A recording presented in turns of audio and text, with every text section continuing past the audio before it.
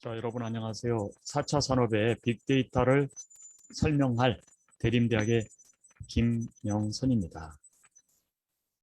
자, 저는 이제 세 가지 형태로 여러분들에게 설명을 드리고자 합니다.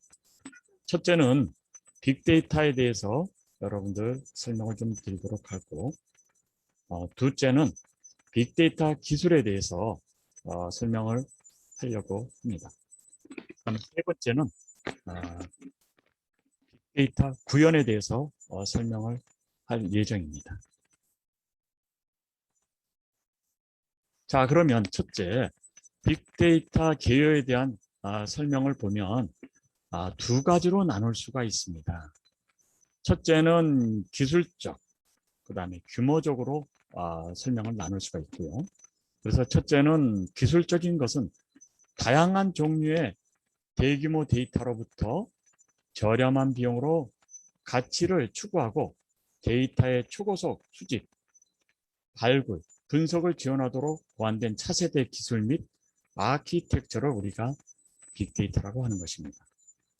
규모적으로 보면 일반적인 데이터베이스 소프트웨어가 저장되고 관리되고 분석할 수 있는 범위를 초과하는 규모의 데이터를 의미한다 할 수가 있겠습니다.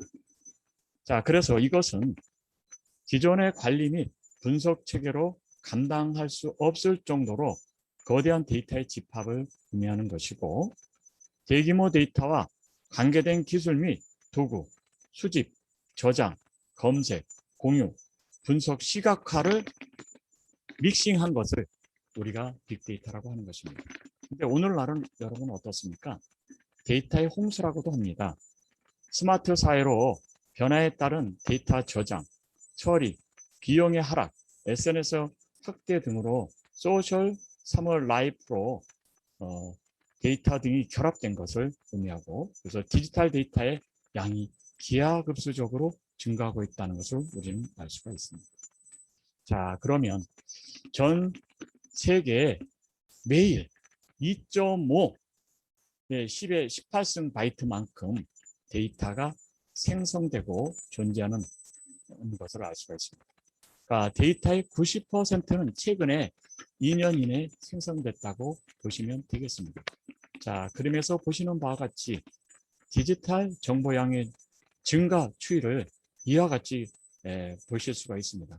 2020년에서 30년까지 기하급수적으로 증가되는 것을 우리는 그림을 통해서 볼 수가 있습니다. 규모적으로나 유형적으로나 데이터의 특성적으로 이렇게 인공지능과 사물 정보 통신에 의해서 발전할 수 있다는 것을 알 수가 있습니다. 자, 그래서 오늘날은 빅데이터의 빅뱅이다라고 합니다. 디바이스가 다양하게 많이 있어서 2010년도 100억 개 디바이스가 2017년도는 7조 개의 무선 단말기로 연결되는 얼마나 많은 디바이스가 생성됐습니까?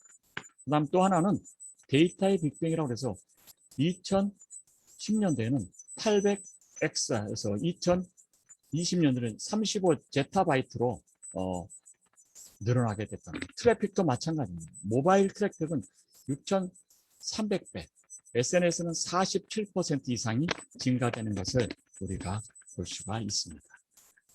자, 그리고 오늘날에는요, 비경영 데이터 생성이 아주 많이 늘어나고 있다고 하는 것을 알 수가 있습니다.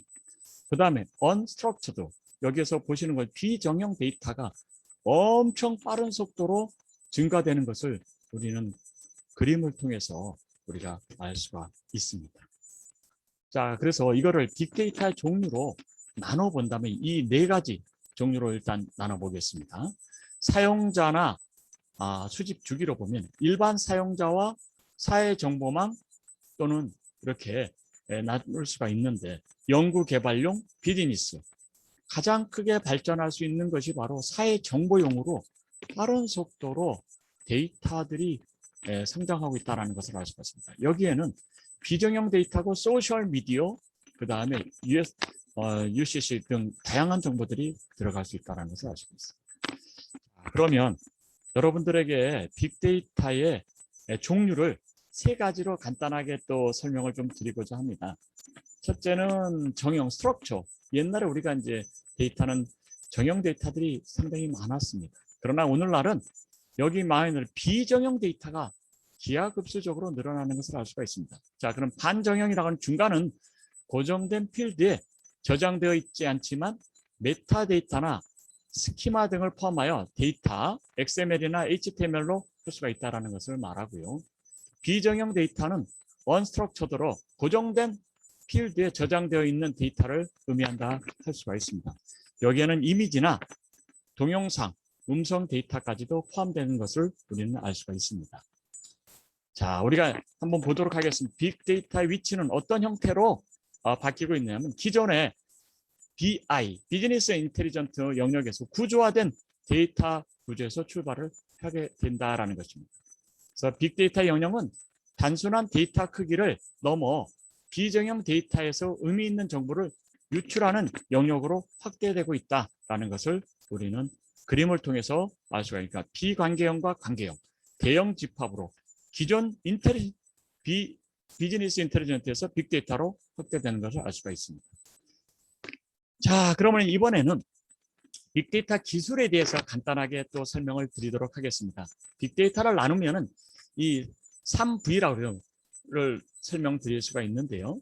그래서 결국은 뭐냐면 볼륨입니다. 크기에 대한 것들이 규모가 분석이 점점 커지고 있다라는 것입니다. 그 다음에 벨로시티, 적시 배치 분석에 항상 리얼타임하게 구조화되고 있다라는 것을 알 수가 있고요. 그 다음에 베리어티, 구조화된 형태가 비정형 형태로 발전하고 있다라는 것을 우리는 그림을 통해서 알 수가 있습니다. 자, 그래서 여기 다시 한번 말씀을 드리면 대용량 데이터는 비정형 데이터로 리얼타임의 시각적인 표현으로 발전하고 있다는 것을 우리가 알 수가 있습니다. 자, 그럼 빅데이터 기술, 분석 기술은 어떤 것들이 있는 거냐라고 보시면 텍스트 마이닝, 평판 분석, 소셜 네트워크 분석, 클러스터 분석, 이 네 가지 형태로 분석을 나누어서 할 수가 있다는 것을 알 수가 있습니다. 그래서 텍스트, 우리가 가장 많이 하는 것 중에 텍스트 마이닝이라고 해서 자연어 처리를 분석하고 처리하는 것이죠. 그 다음에 소셜 미디어의 자연어 처리를 비정형 분석으로 해서 평판 분석이 있고요. 그 다음에 소셜 네트워크 분석으로 해서 이루어지는 감성 분석까지 포함되는 것이 있다는 것을 알 수가 있습니다. 그 다음에 클러스터 분석은 각 데이터 간의 거리를 구성해서 하는 분석 기술로 발전하고 있다는 것을 알 수가 있습니다. 그 다음에 또 하나는 여러분 하둡입니다. 하둡. 우리가 가장 많이 사용되고 있는 것 중에 하나가 바로 하둡 시스템이죠. 데이터 처리 분석을 지원하는 오픈소스 프레임워크는 하둡 분석으로 하고 있습니다. 그래서 이거는 R이라는 분석을 통해서 또 하기도 하고, 결국은 이 데이터는 NoSQL이라는 비관계형 DB로 테이블 스키마가 고정되지 않고 처리가 될 수 있도록 하고 있다는 것을 알 수가 있습니다. 자, 플랫폼으로 보시면 이렇게 하둡 분석에 대한 고급 분석과 빠른 처리를 위해서 확장성과 실시간성이 강조되고 있다는 것을 우리가 알 수 있습니다. 그래서 하둡과 R이 결합돼서 원본 데이터가 그 시스템적으로 구현되는 것을 우리는 또 말씀드릴 수가 있겠습니다. 자, 그래서 이 하둡의 프레임워크는 보시면 GFS하고 빅테이블하고 맵 리디우스, 구글 서치 이렇게 형태를 구조를 가지고 있는 것을 기술적으로 알 수가 있습니다. 하드웨어 구성 프레임입니다. 자, 그러면 빅데이터 구현하는 것은 제가 이제 실질적으로 할 수 있는 것이 바로 파일참입니다. 그러니까 이런 사이트를 통해서 한다면 실행을 하면 이런 구조가 나온다는 것을 우리는 알 수가 있습니다. 그래서 이 사이트를 최근에 버전으로 300만 무료 커뮤니티에서 구현할 수가 있습니다. 그래서 실제로 이 파일참 구현하면 이게 나중에 인공지능과도 관계를 맺어서 실행할 수가 있습니다. 그래서 여기에 파일참을 실행을 하면 아까 나와 있는 것처럼 프로젝트를 만들고 뉴 프로젝트를 만들어서 실제로 인공지능과 연결되는 빅데이터를 구현할 수 있다는 것을 알 수가 있습니다. 자, 여러분 지금까지 빅데이터에 대한 기술에 대한 설명을 드렸습니다. 자, 여러분 어느 정도 빅데이터에 대한 개념적인 설명을 이해를 하시고 구현에 대한 것도 간단하게 짧은 시간이지만 여러분에게 설명드렸습니다. 자, 여러분 수고하셨습니다. 감사합니다.